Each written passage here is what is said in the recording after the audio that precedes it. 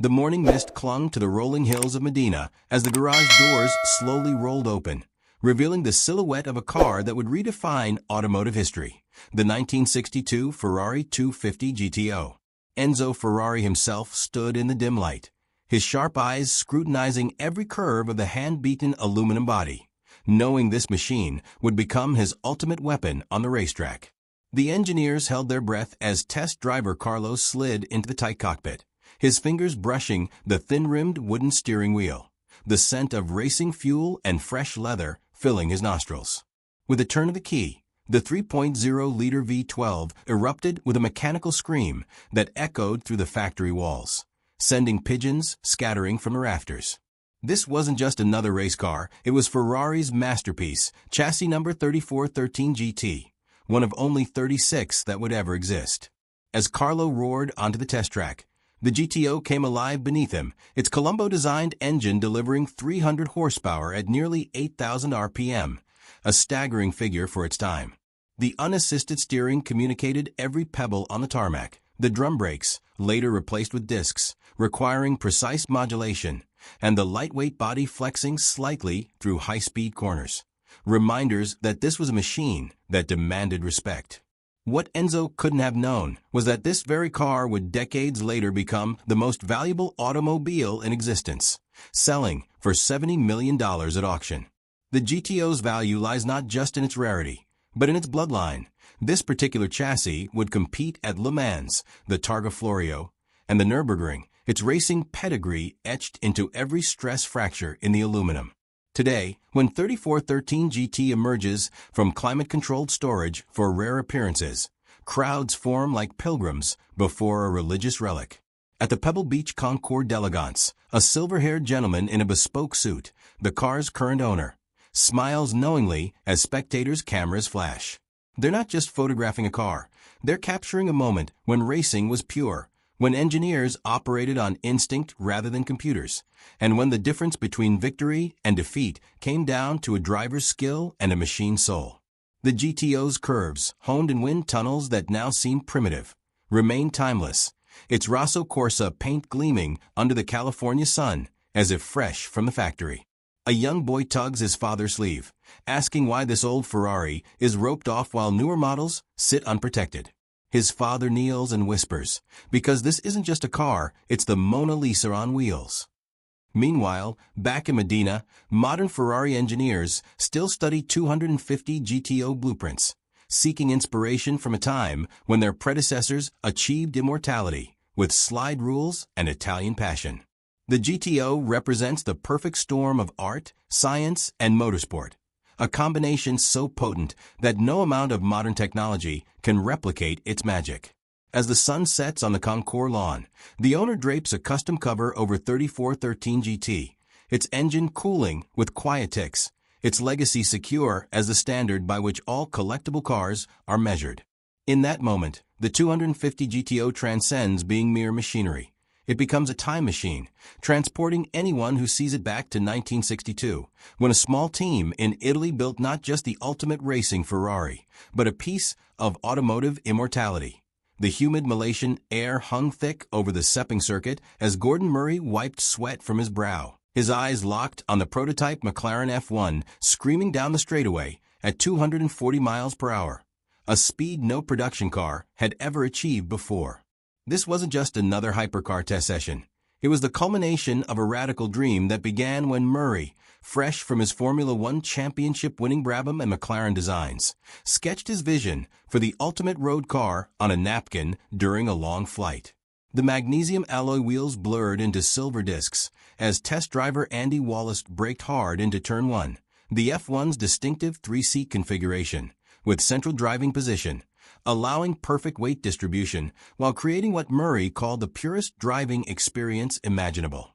The 6.1-liter BMW-sourced V12 behind the cabin howled at 7,500 RPM, its 627 horsepower output sounding almost modest by today's standards, but delivering acceleration that still terrifies modern supercar owners. What made the F1 revolutionary wasn't just its performance.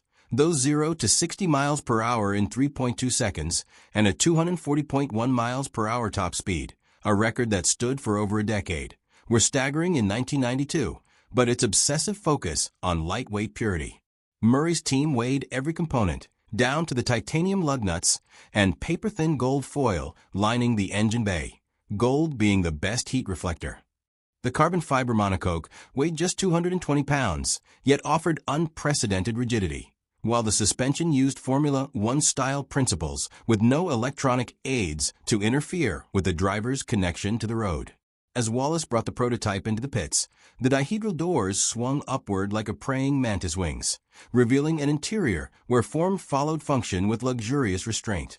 The driver's seat fixed in position while the pedals and steering wheel adjusted, the gearshift knob machined from solid aluminum, and the stereo optional because Murray considered it unnecessary weight.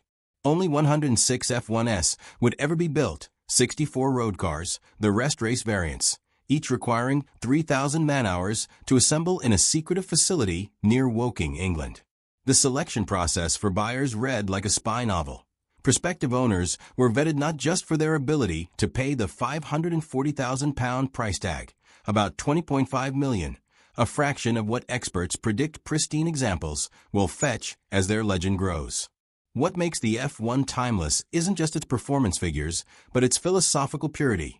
In an era when most supercars rely on turbos, hybrid systems, and electronic aids, the F1 remains a mechanical masterpiece where the driver is never insulated from the experience.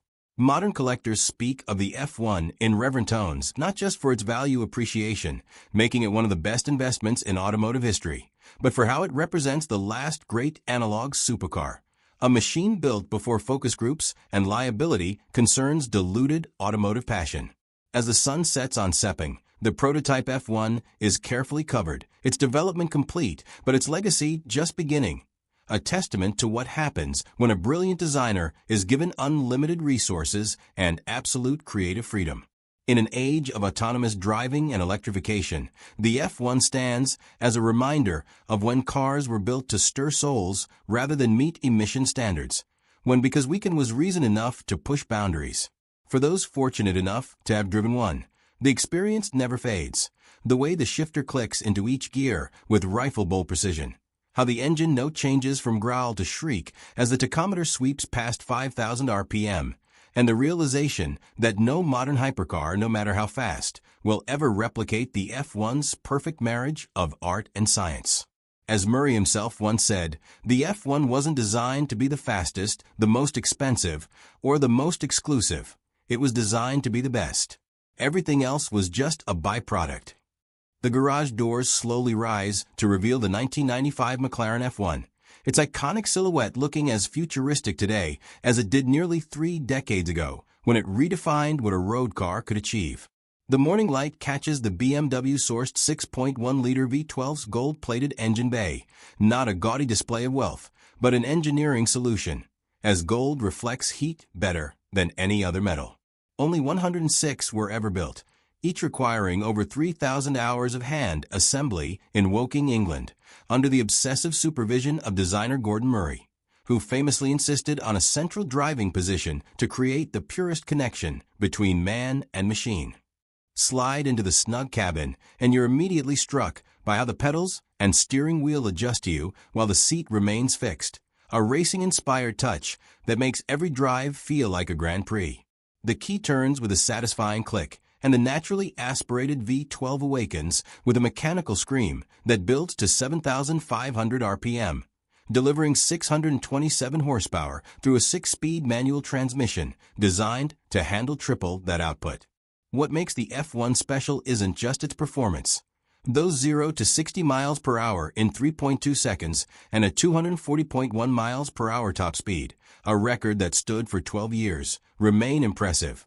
But its relentless pursuit of lightweight perfection.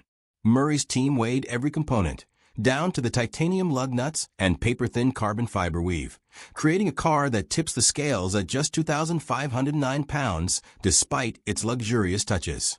The dihedral doors swing upward to reveal an interior where form follows function with beautiful restraint.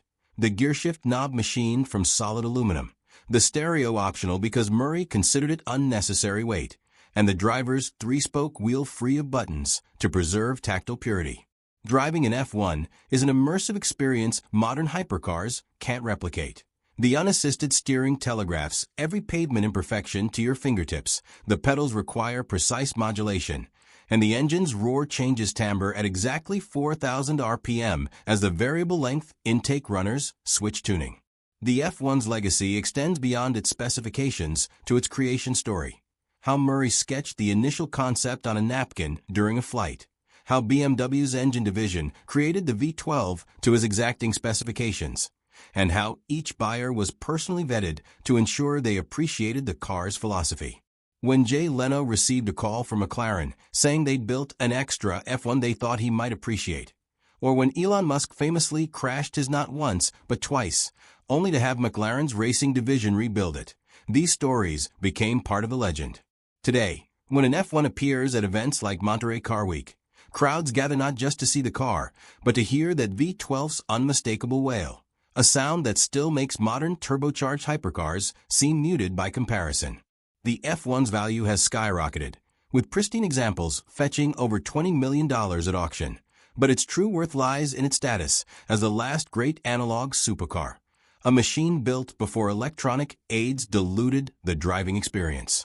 For collectors, the F1 represents a perfect storm of innovation, exclusivity, and driving purity that will never be replicated, making it not just the ultimate 1990 supercar, but perhaps the ultimate supercar period.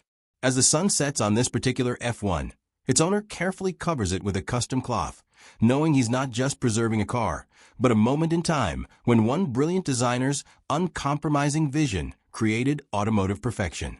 The 2017 Pagani Huayra BC sits quietly in a temperature-controlled garage, one of only 20 ever made. This $2.8 million hypercar represents the peak of Italian craftsmanship and engineering. The BC, in its name, honors Benny Caiola, Horacio Pagani's first customer and close friend. Every detail of the car shows incredible attention, from the perfect carbon fiber weave to the hand-finished aluminum parts that look like jewelry. Start the 6.0-liter AMG V12 engine, and it roars to life with 789 horsepower. The twin-turbo power comes on strong but smoothly, with almost no delay. The 7-speed gearbox shifts with lightning speed, yet works smoothly in normal driving. The Huayra BC uses advanced aerodynamics, flaps and wings that move automatically to keep the car stable at any speed. Inside, the cabin feels like a work of art. The seats are covered in soft Italian leather with perfect stitching. All the controls are made from solid metal, cold to the touch.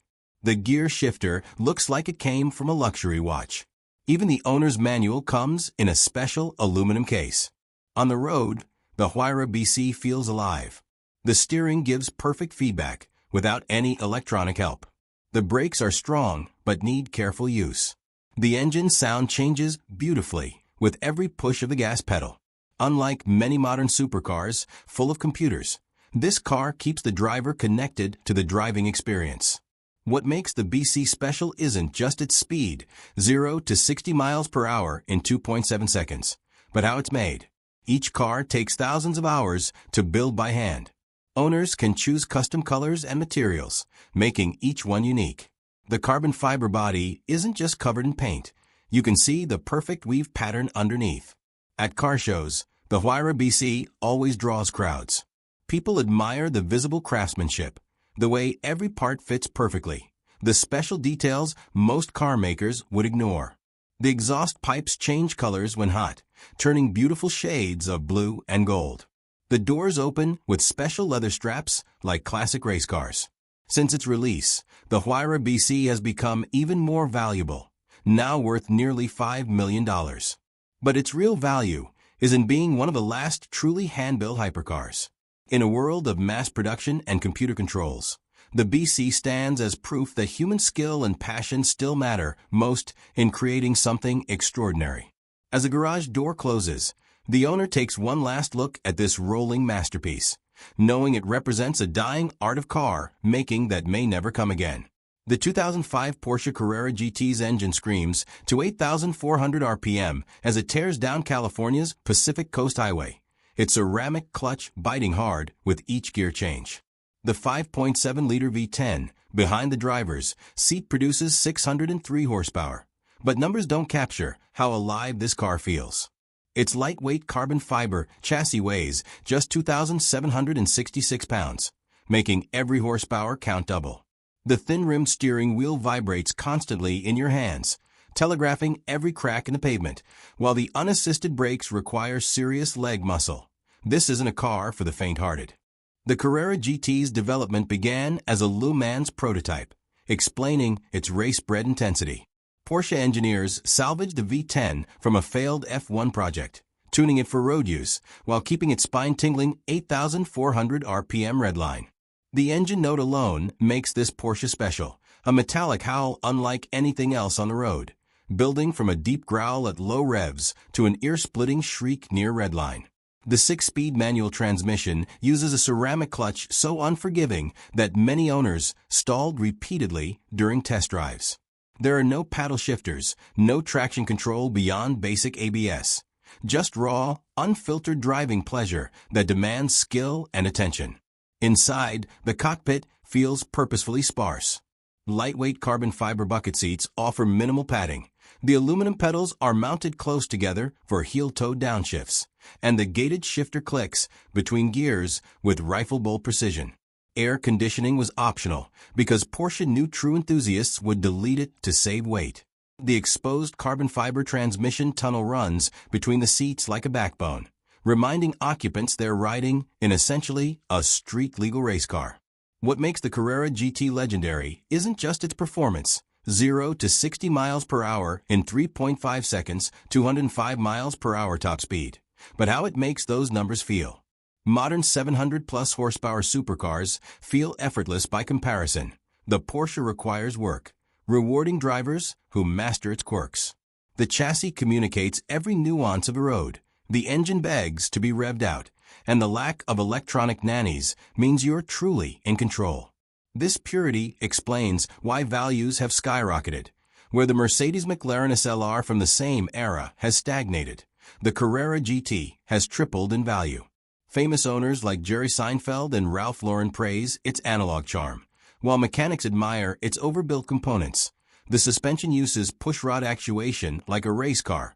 The brakes could stop a heavier vehicle, and the engine was designed for 24-hour endurance racing. Even the canvas roof, which takes 2 people 20 minutes to install properly, shows Porsche's focus on keeping weight low rather than convenience high. At cars and coffee events, the Carrera GT always draws crowds when its V10 fires up, a sound so intense it makes children cover their ears and grown mechanics stop working to listen. Unlike newer Porsches with turbochargers muting the exhaust note, this naturally aspirated masterpiece delivers unfiltered auditory bliss. As the owner rows through the gears heading home, the mechanical symphony echoing off canyon walls, one truth becomes clear. No electric hypercar, no matter how fast, will ever replicate the Carrera GT's visceral, unfiltered soul. This is the last of its kind, a manual transmission, naturally aspirated supercar built without compromise. And its legend only grows as the automotive world becomes increasingly digital and disconnected. The 1998 Mercedes-Benz CLK GTR sits under the dim garage lights, its wide carbon fiber body looking more like a spaceship than a road car. Only 25 were ever built to meet racing rules, making this one of the rarest and most extreme Mercedes ever created. The 6.9-liter V12 engine dominates the cabin, mounted so far back that the driver practically sits on top of the front wheels. Starting the engine produces a deep mechanical growl that shakes the whole car. This is no luxury Mercedes, but a purebred race machine with license plates. Mercedes built the CLK GTR in just 128 days to compete in the FIA GT Championship, where it dominated so completely that organizers changed the rules to ban it. The road version keeps all the race car's intensity. The steering is heavy, the clutch pedal requires serious leg strength, and the interior is stripped down to bare essentials.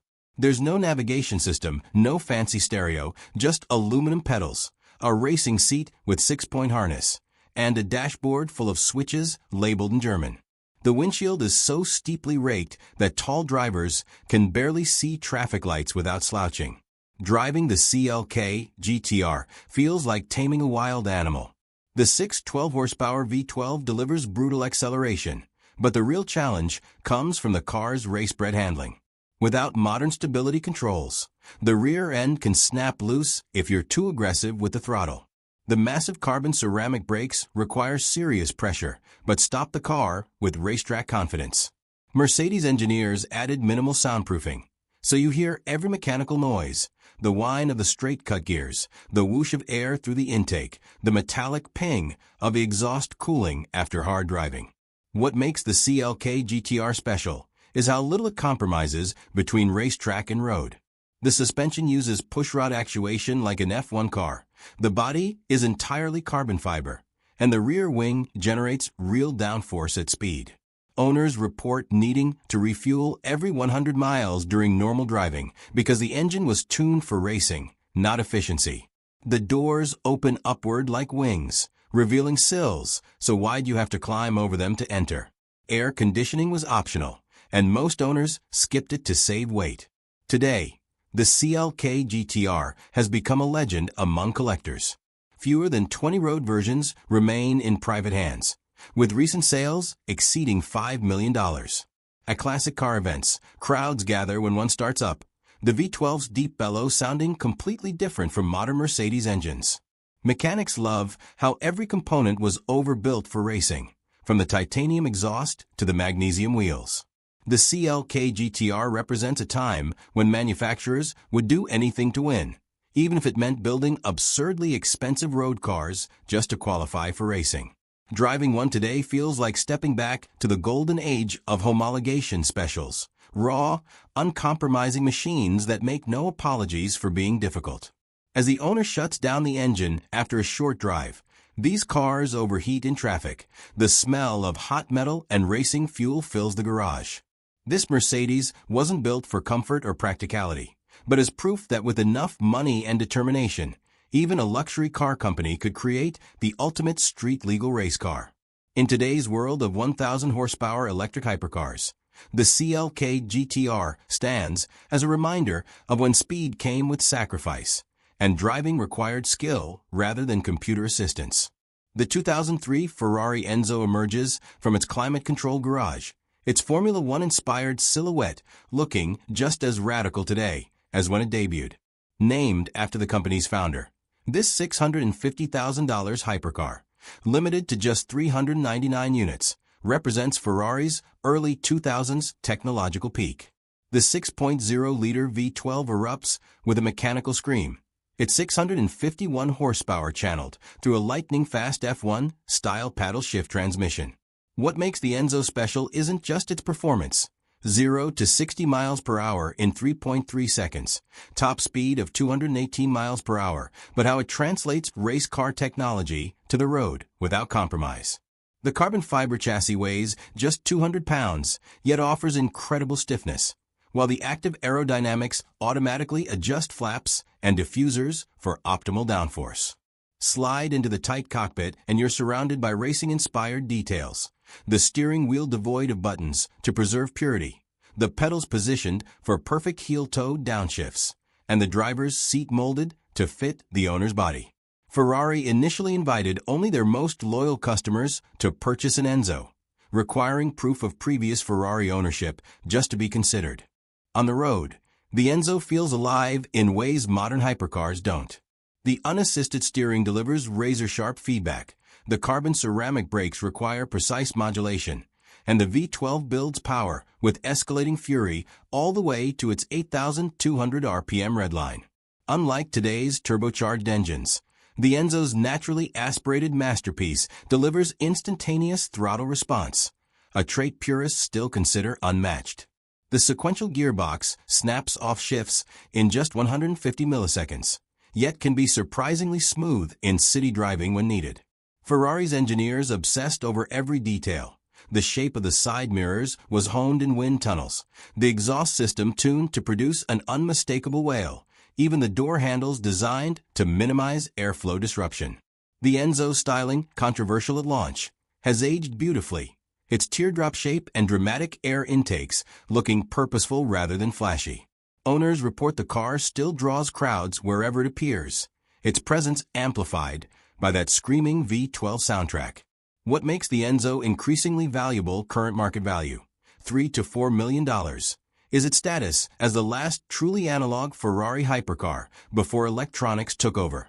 There's no stability control beyond basic traction management, no adjustable driving modes, just pure mechanical connection between driver and machine. The steering wheel's thin rim transmits every nuance of the road surface, while the firm suspension keeps body movements tightly controlled. Driving an Enzo quickly requires full concentration. This isn't a car that forgives mistakes easily.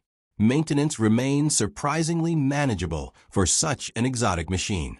The engine bay, though tightly packed, was designed for serviceability, and many specialists now understand these cars intimately.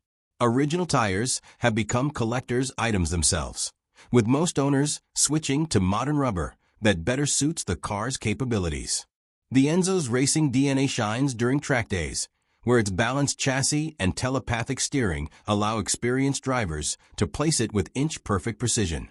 As Ferrari's first true hypercar of the 21st century, the Enzo set the template for successors like the LaFerrari. But where newer models rely on hybrid assists and electronic wizardry, the Enzo's appeal lies in its mechanical purity, a 651 horsepower love letter to internal combustion excellence. When the V12 howls past 7,000 RPM, the sound vibrating through the carbon tub, it's impossible not to marvel at how Ferrari created something so focused yet usable. The Enzo's legacy grows stronger each year as collectors recognize its significance, not just as an incredibly fast car, but as the perfect bridge between Ferrari's analog past and digital future.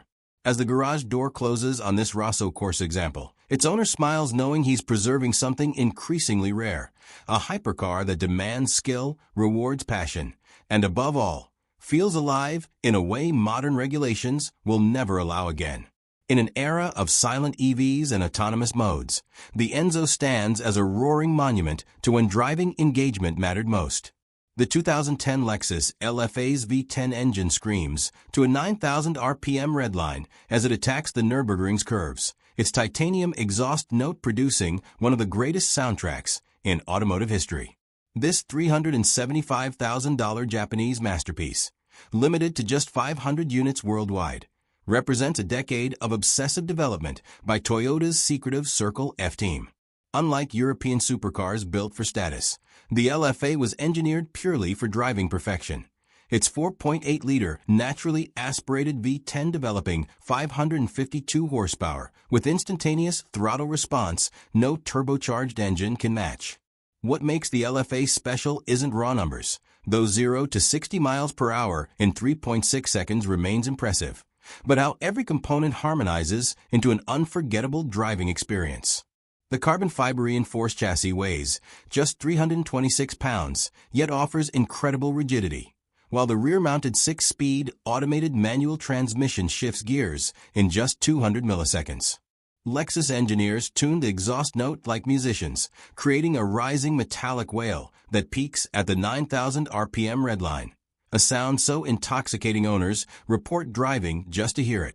The dashboard's digital tachometer sweeps around the gauge cluster like a Formula One car's, its animations precisely synced to the engine's blistering response.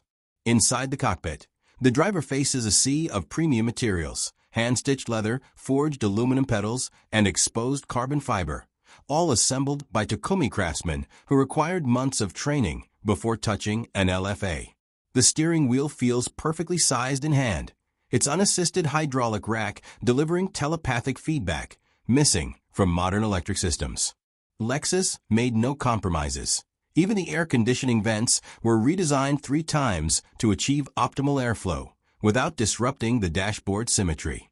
On the road, the LFA feels alive in ways that surprise first-time drivers. The engine doesn't just accelerate the car, it seems to energize the entire structure, the vibrations communicating exactly what's happening at the contact patches. The brakes, originally developed for Lexus Super GT race cars, offer tremendous stopping power with perfect pedal modulation. Unlike many mid-engine supercars, the LFA remains predictable at the limit, its balanced chassis allowing controlled drifts when pushed hard. Lexus lost millions on each LFA sold. The development costs stretched over 10 years, with each hand-built engine requiring weeks of meticulous assembly. The company could have easily charged twice the price, but prioritized finding owners who would truly drive their cars rather than garage them. This philosophy explains why LFAs now command over $1 million at auction.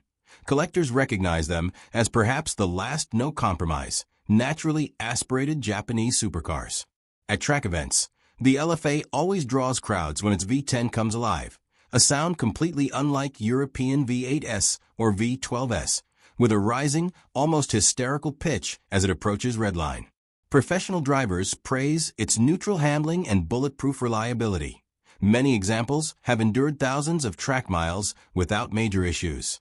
The single-clutch transmission, criticized when new for being less smooth than dual-clutch units, has gained appreciation for its raw, mechanical feel that perfectly suits the car's character. What makes the LFA legendary is how it represents Japanese engineering at its most passionate, a project pursued not for profit, but to prove Toyota could build the world's greatest driver's car. Every switch, every surface, every component feels special in ways that mass-produced supercars can't replicate. As the owner of this white LFA rose through the gears on a mountain road, the V10's shriek echoing off canyon walls, one truth becomes clear. No electric hypercar, no matter how fast, will ever deliver this combination of mechanical theater and tactile feedback. The LFA stands as both a swan song for analog supercars and a timeless reminder of what happens when engineers are given unlimited time and resources to chase perfection. As the garage door closes on this pristine example, its carbon ceramic brakes still radiating heat from the drive, the owner knows he's preserving something increasingly rare, a supercar built for pure emotion rather than spec sheets or investment returns. In an industry increasingly focused on autonomy and electrification, the LFA's screaming V10 and razor-sharp responses feel like relics from a golden age of driving passion, one that may never return.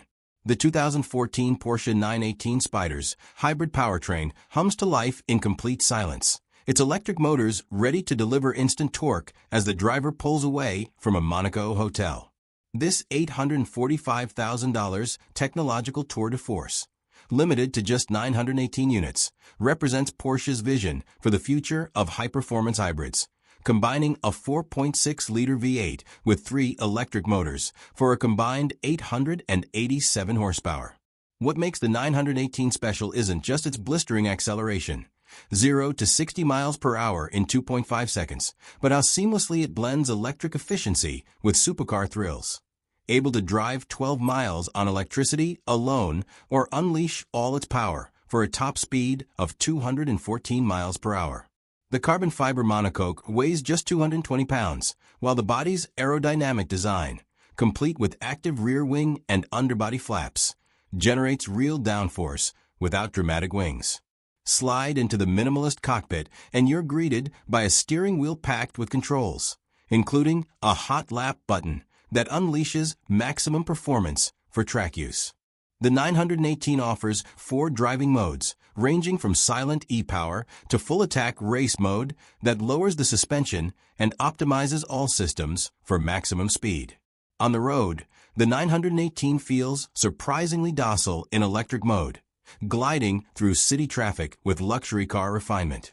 But press the right pedal hard and the V8 erupts with a metallic shriek, its 9,000 RPM redline coming up startlingly fast as the electric motors fill in torque gaps. The 7-speed dual-clutch transmission snaps off shifts with perfect precision, while the all-wheel drive system provides unshakable grip in all conditions.